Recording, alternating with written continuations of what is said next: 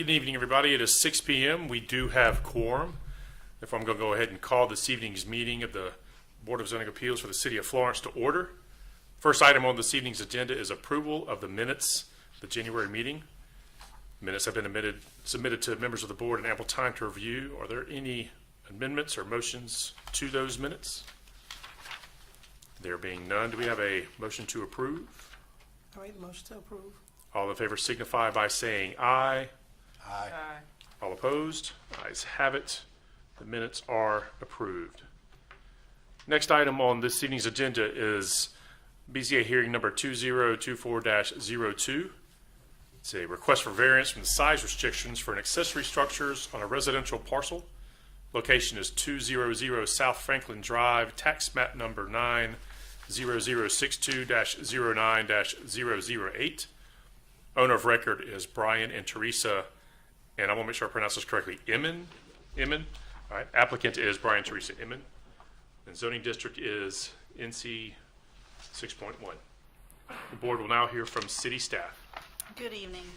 This parcel is located on the corner of Franklin Drive and King Avenue. That's on the wrong one.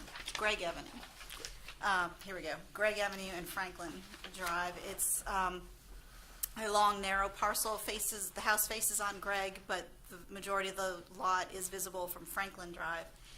And it is zoned NC 6.1, which is a single-family residential district.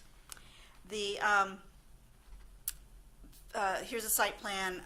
There are 4 accessory structures currently on the parcel.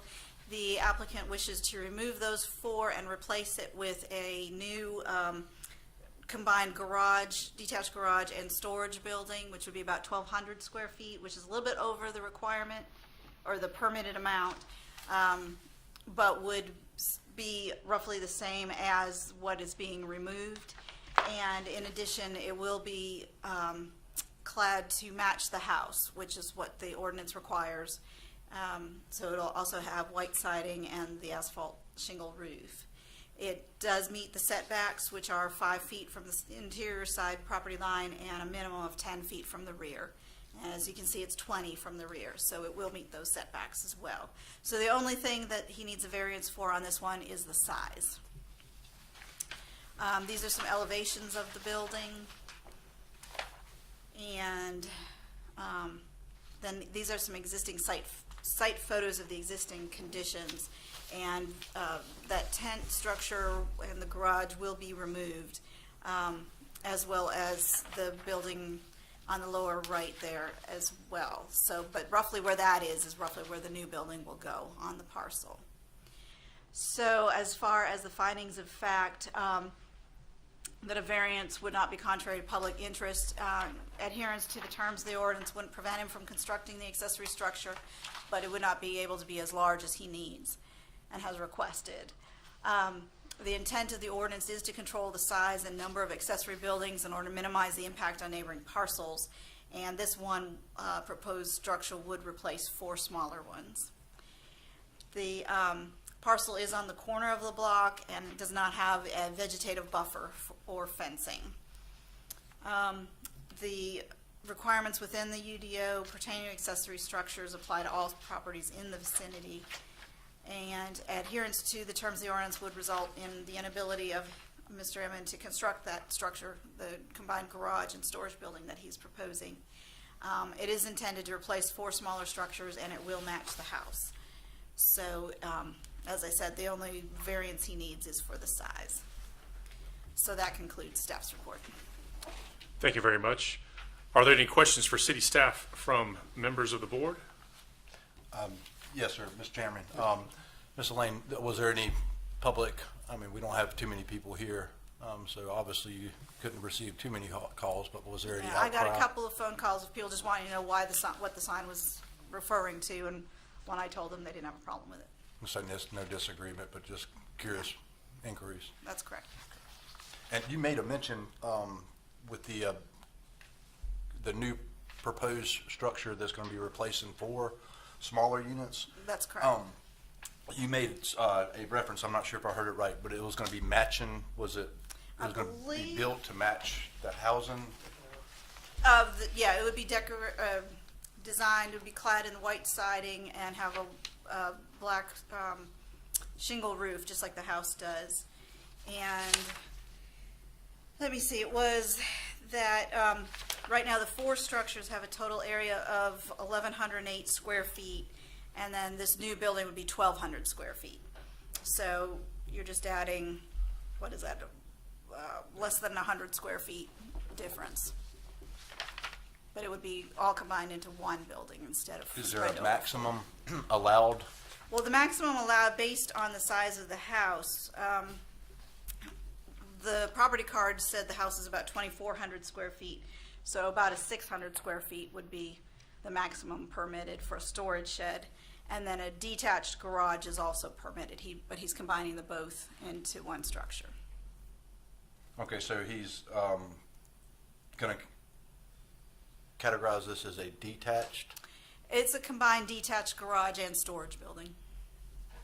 and which would the allowed square footage on the combined be?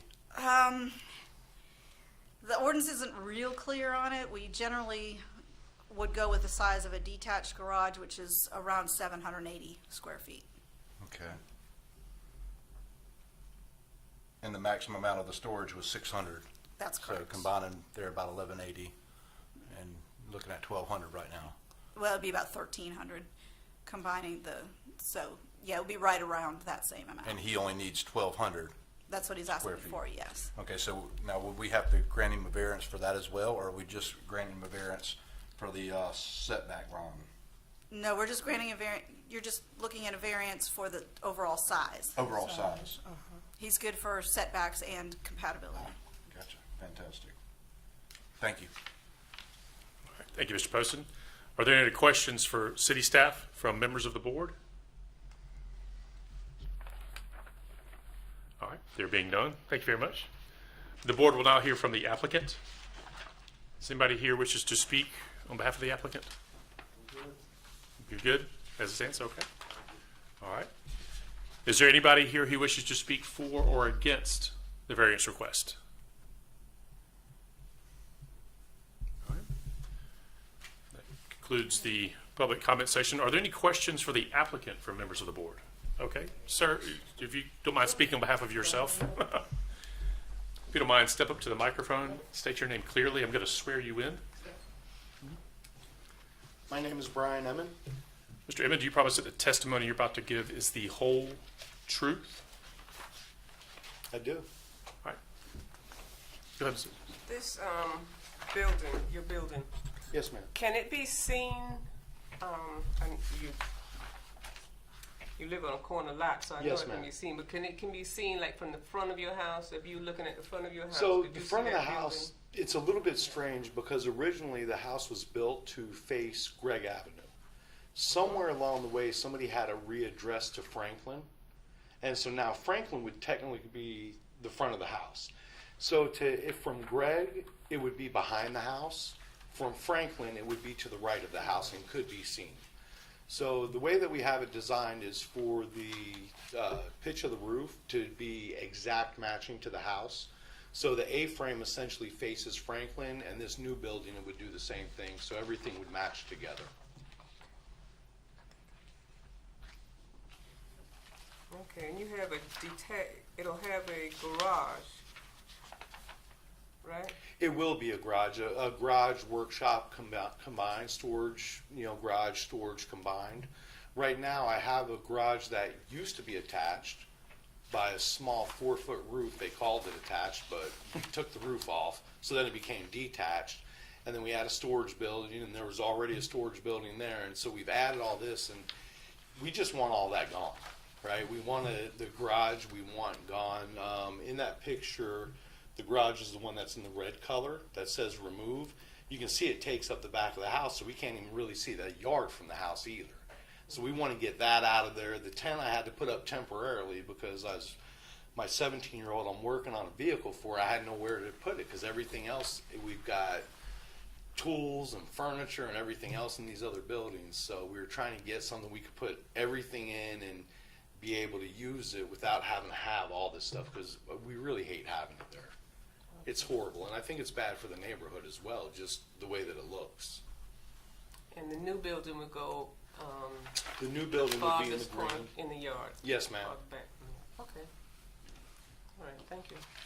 And right now, what you're telling us, that's currently the side of the house, because Franklin is now your front. Yeah, so if you look at Franklin Drive, the original house was facing Greg, and it was addressed to I think I Greg, saw and I'm not sure, I imagine it had something to do with school, but the person that owned it before us, or a couple people before us, was an attorney, and I think they had it rezoned to get into a different school district, is how that, or readdressed to get it, because our property, for a long time, our side, you go to Wilson. The other side of the street, or Greg, goes to West Florence.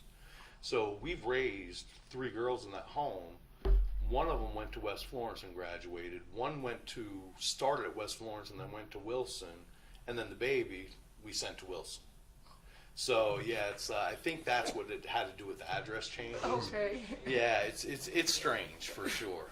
Okay. But from a zoning standpoint, we would consider the front of the house being on Greg, so this would be in the rear yard. Rear, okay. Wow, okay.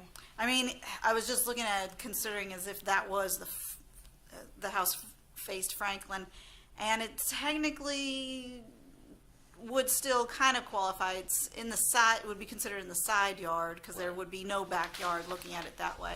But it is within roughly the plane of the house. So, but to keep things neat, I would just consider that the backyard. Right. Yeah. Okay, so going back to kind of like sort of what I was asking, or what she was asking, facing the house from Gregg Avenue. Yes, ma'am. Would you be able to see the unit from behind the house? No. No. You Not still unless won't be you're able at the corner or on Frank. to- Okay, you still will be, Yeah. okay. Yeah, from Greg, you wouldn't be able to see it.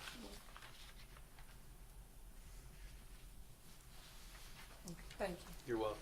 All right. Are there any other questions for the applicant from members of the board? Thank you. Mr. Chairman, I would like to make a comment. Yes, sir. For the owner, how long have you lived in this house, resided here? 2007. 2000, okay, so pushing 2 decades. Yeah, a long time. So, we're moving 4 structures for one. I'm surely if your neighbors could see exactly what you're doing, there would be a lot more positive feedback. Yeah, And, I asked the neighbors actually before we embarked on this. I talked to the neighbors, and they're like, "Great." They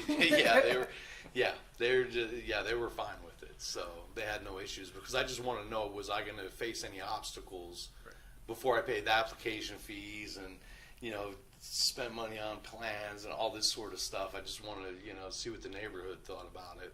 But yeah, they've been more than supportive about it. So Well, I just wanted to point that out, and that was a great thing to kind of feel out there and test out the neighbors and see what everybody else was thinking. So Thank you. I wanted to make that a point. thank you, sir. Thank you, Mr. Poston. Are there any other questions for the applicant from members of the board? All right. Thank you, Mr. Timmon. Thank you. As previously asked, there is nobody here who wishes to speak for or against the variance request. The chair will now entertain a motion to either approve or deny the variance request.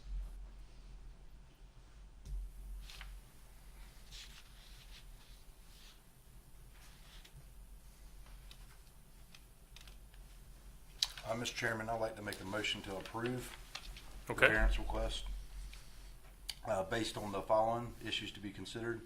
That a variance from the terms of the Unified Development Ordinance would not be contrary to the public interest where owing to special conditions, a literal enforcement of the provisions will, in an individual case, result in an unnecessary hardship.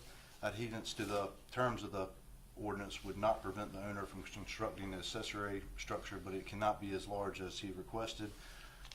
Granted that the 4 units being removed will be replaced by the 1 larger structure. Number 2, that the spirit of the Unified Development Ordinance will be observed, public safety and welfare secured, and substantial justice done. The intent of the ordinance is to control the size and number of accessory buildings in order to minimize the impact on neighboring parcels. This 1 structure proposed will replace 4 other detached structures. Number 3, that there are extraordinary and exceptional conditions pertaining to the particular piece of property. This parcel is on the corner of the block and has no vegetation or buffering fencing. The lot is similar in size and shape to other corner lots within the area. And number 4, that these conditions do not generally apply to other properties in the vicinity. Most lots in this neighborhood are also similar with other older, numerous detached structures. Number 5, that because of these conditions, the application of the Unified Development Ordinance to this particular property would effectively prohibit or unreasonably restrict the utilization of the property as follows. Adherence to the terms of the ordinance would result in inability of the owner to construct the accessory structure he is proposing, which is intended to replace 4 other standing structures. That the authorization of a variance will not be of substantial detriment to adjacent property or to the public good, and the character of the district will not be harmed by the granting of this variance. The proposed structure is intended to replace 4 smaller structures and will match the house in colors and material. All right, thank you, Mr. Poston. Do we have a second? Second. All right, thank you, Ms. Singley. All those in favor of approving the variance request signify by saying aye. Aye. All opposed? The ayes have it. The motion carries. The variance request is approved. There being no other items on this evening's agenda, are there any updates from city staff or members of the board? Nope, we're good. All right. Mr. Inman, got anything you want to throw on the record? Thank you. All right. Well, we thank you for supporting not just one, but 2 high schools at Florence District 1. But I have to say our heart is with Wilson, just for the record. I understand. And if any of you suffered through mistuning, she's that tall, that big of an ego. I'm sorry, that's my mother. So anyway, do we have a motion to adjourn? I make the motion to adjourn. All in favor signify by saying aye. Aye. Motion carries. This evening's meeting is adjourned. Thank you very much. Thank you. Thank you, Mr. Emmons. Thank you, sir. Very well humor.